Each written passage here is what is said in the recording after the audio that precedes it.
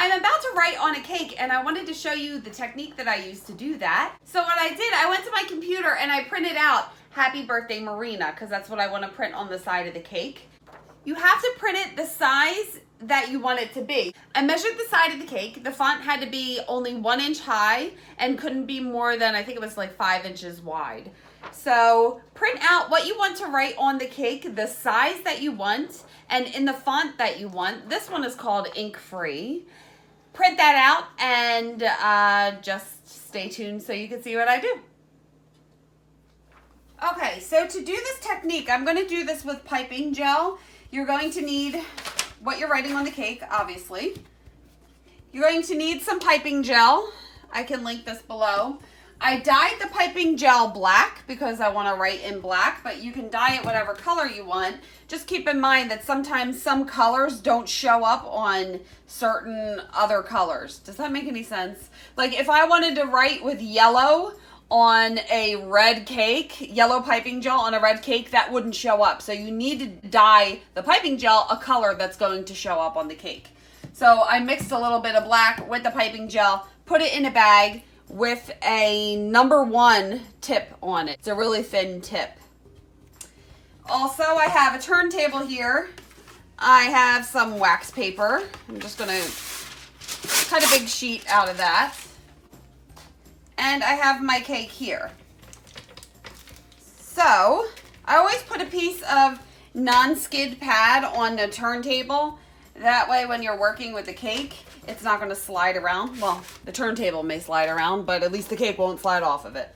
When I print this out, I center the font so when I put it on the cake, I can have it centered. If you have it all lined up on the left, it's hard to see what letters is the center. I hope this makes sense as I go along. Looks like the P is the center. So when I put this on here, I'm going to want the H in birthday to be under the P and the R in Marina to be under the H. What I want to do is cut 3 separate strips of wax paper. If I try to stick this on the cake like this, it's not going to work. I want to have little pieces that I can use.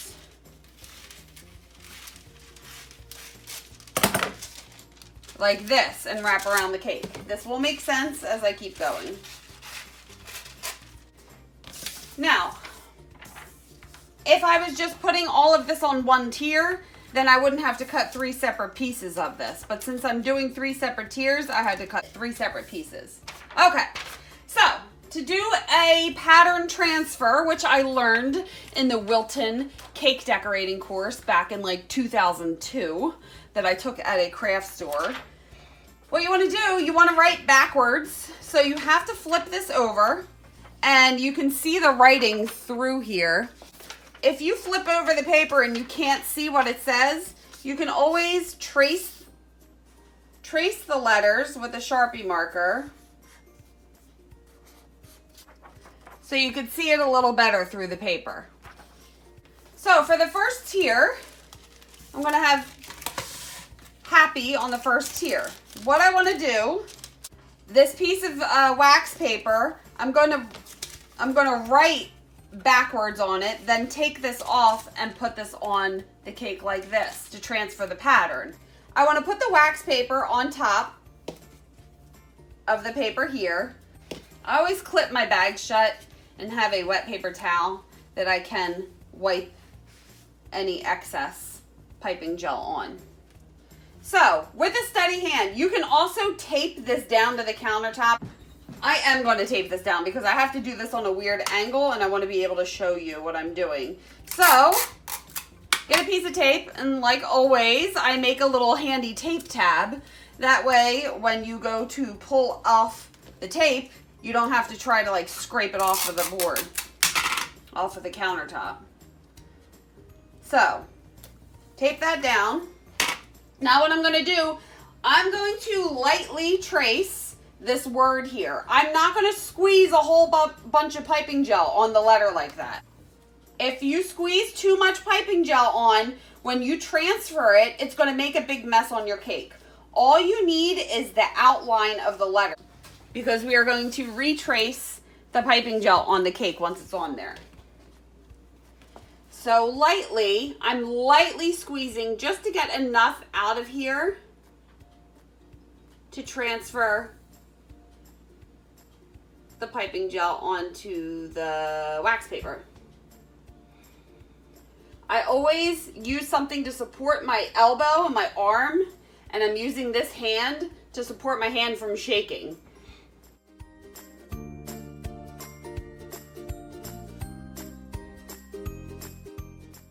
Okay, once you have that written, you can use your handy little, pull off your handy tape tabs, lift this up, try not to have it touch anything, and then you want to find the center of your cake. So looking at it from here, it looks like this is the center, so I want the P in happy to be right in the center here.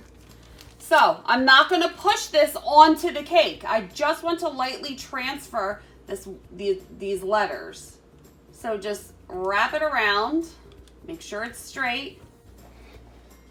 And then you could take a toothpick and lightly go over the letters just to make sure that that is transferred on.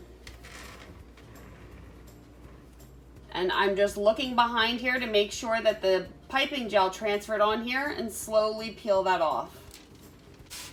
Now, we repeat the process.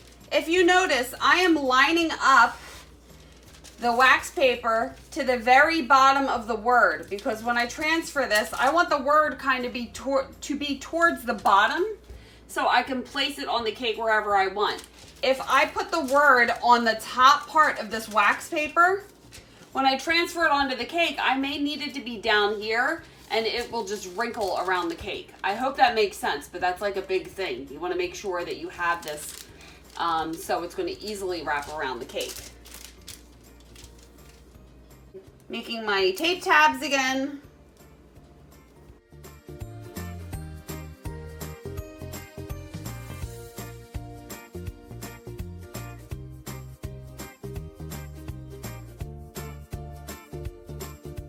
This cake, I can see that the center, the H is under the P. So to keep the center, I want to try to line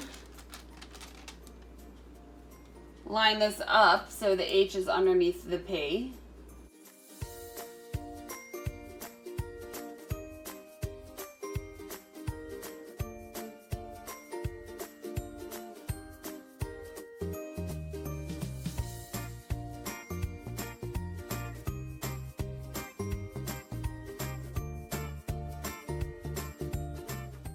Now comes the harder part, where you have to trace this and get it on the cake. I always keep this here for reference so I can see the shape of the letters in case they didn't transfer. And here is a container that I keep some icing in that I'm going to rest my elbow on so I can write easier on the cake. I always hold my breath when I do this. I don't ever want to shake. But now you want to use a little more pressure. So I want to squeeze a little more out and just go ahead and trace the letters onto the cake. I hope my big head's not in the way. I gotta kind of turn this so I can do this right.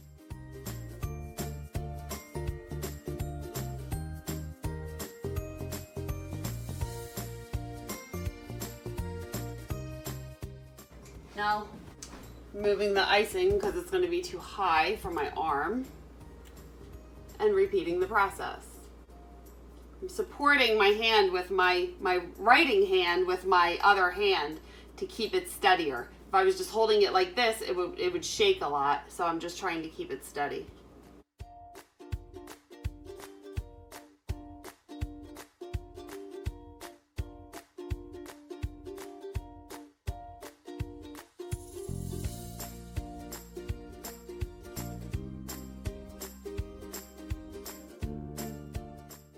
There is your writing, beautiful writing on your cake. So here you go. Here is your cake with your cake. So here you go. Here is your cake with your beautiful writing on it. I give big ups to people. Big ups. What am I, Biggie Smalls? I give props To people who can write freehand on cakes, I cannot, and I find that this technique works really well. I'm going to put this down. So a couple things about this. This technique works really well with piping gel. With buttercream to do the transfer, it doesn't really work. I have other ways that I do it. If I'm going to write in buttercream, I can do another video on that, but I use a pinprick technique. Or there was something else I do. I can't even remember. But the next time I do it, I will film so I can show you. Piping gel. It does set. I'm going to put that cake back in the refrigerator so it will dry. I'm not going to say hard, but it's not going to smear anymore. So that's going to take an hour or two in the fridge for it to dry. And then I'm going to decorate the rest of the cake. Obviously, I'm not just going to give her a cake that looks like that. It's a friend of mine.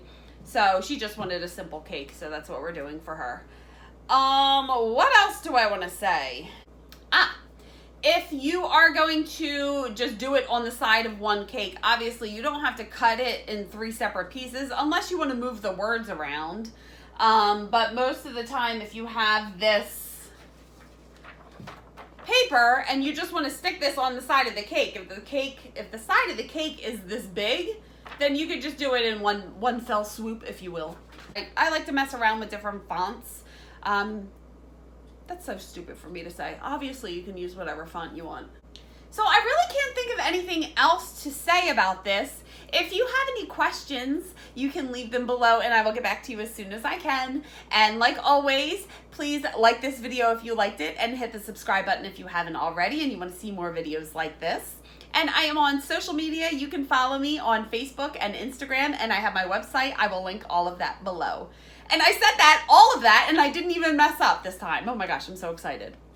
And I think that is it. So thank you for watching the video, and I will see you on the next one. Bye.